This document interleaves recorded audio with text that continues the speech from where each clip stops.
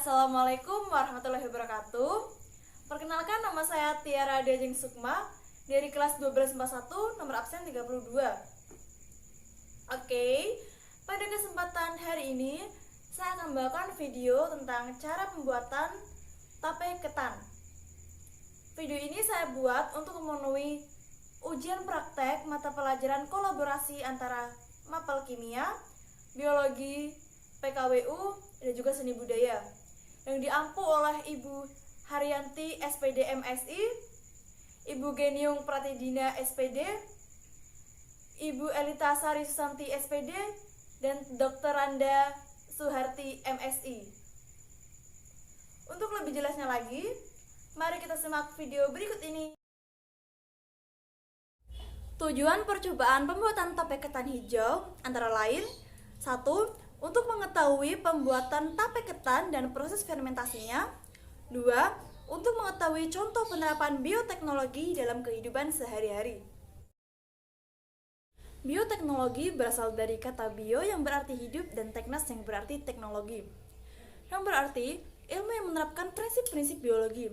Sementara itu, dalam perkembangan lebih lanjut, bioteknologi diartikan sebagai pemanfaatan prinsip-prinsip dan rekayasaan terhadap organisme, sistem, atau proses biologi untuk meningkatkan potensi organisme maupun menghasilkan produk dan jasa bagi kepentingan hidup manusia. Sedangkan itu, bioteknologi konvensional adalah bioteknologi yang memanfaatkan secara langsung mikroorganisme seperti bakteri ataupun jamur dan melibatkan proses fermentasi untuk menghasilkan produk ataupun jasa. Beberapa contoh produk yang dihasilkan bioteknologi yang bisa ditemukan di sekitar kita adalah seperti tape ketan, tape singkong, tempe, donat, dan lain-lain. Tetapi di sini saya akan membahas tentang tape ketan. Tape ketan. Tape ketan merupakan salah satu produk makanan hasil fermentasi khas Indonesia yang terbuat dari beras ketan. Pembuatan tape ketan melibatkan proses fermentasi dalam memanfaatkan mikroorganisme jenis jamur.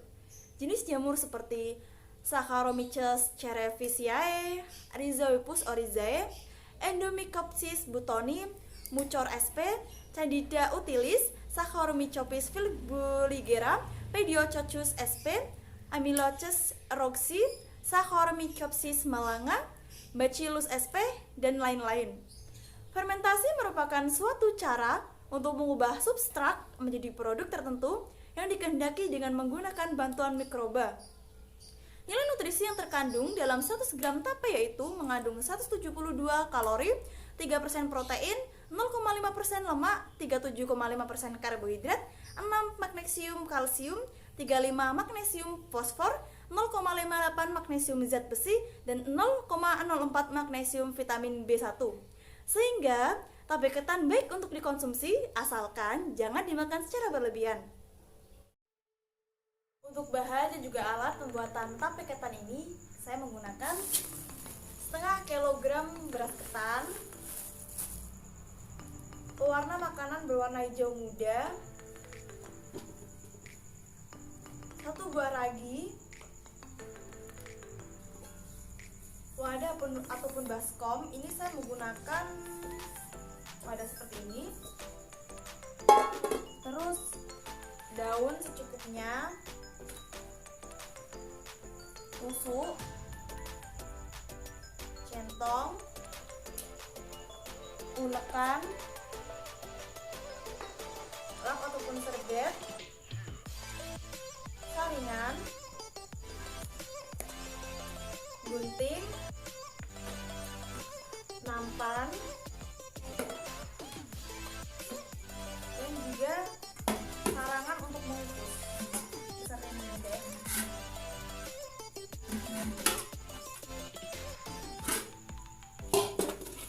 Kemudian untuk cara pembuatannya, mari kita simak video berikutnya.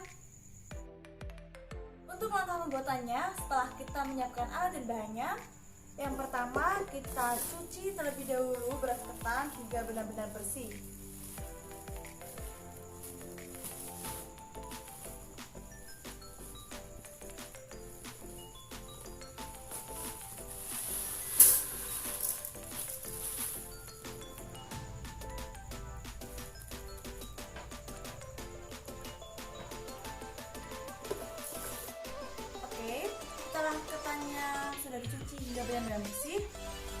kita rendam ketan bersih tersebut bersama dengan pewarna makanan yang berwarna hijau.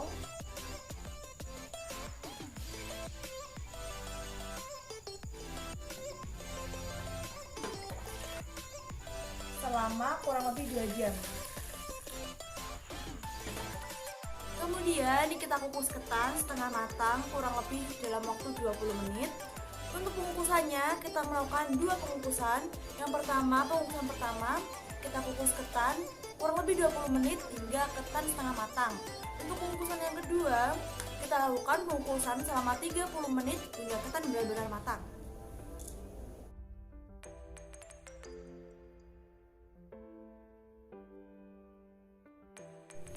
Oke, sambil menunggu ketan yang kita kukus selama 20 menit sudah setengah matang, kita tumbuk atau haluskan ragi terlebih dahulu.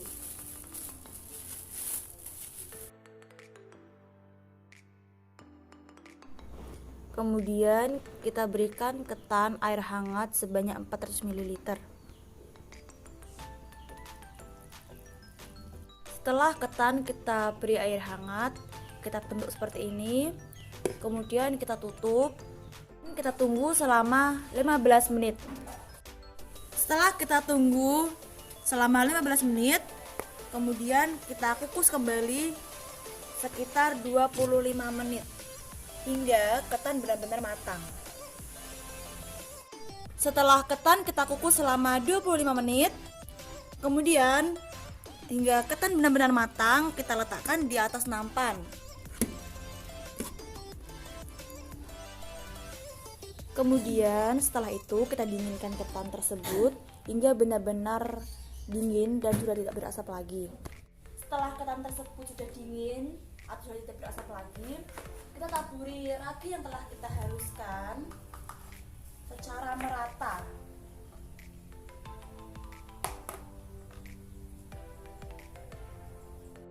Kemudian kita bungkus ketan tersebut menggunakan daun pisang yang telah kita lap terlebih dahulu.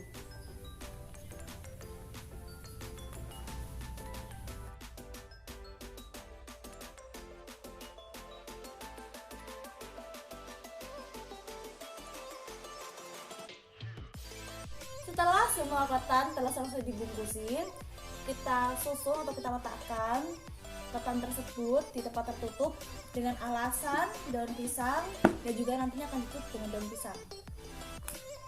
Setelah itu, diamkan atau tunggu ketan tersebut sampai 2 atau 3 hari 3 malam.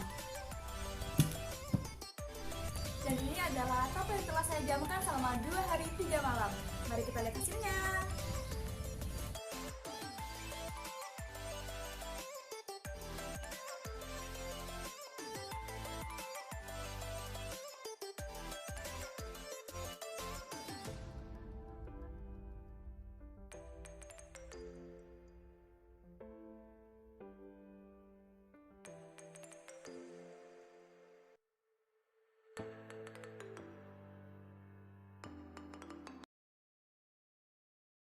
Data pengamatan dari pembuatan tape ketan hijau adalah dari segi kematangan, sebelum diberi ragi tidak matang.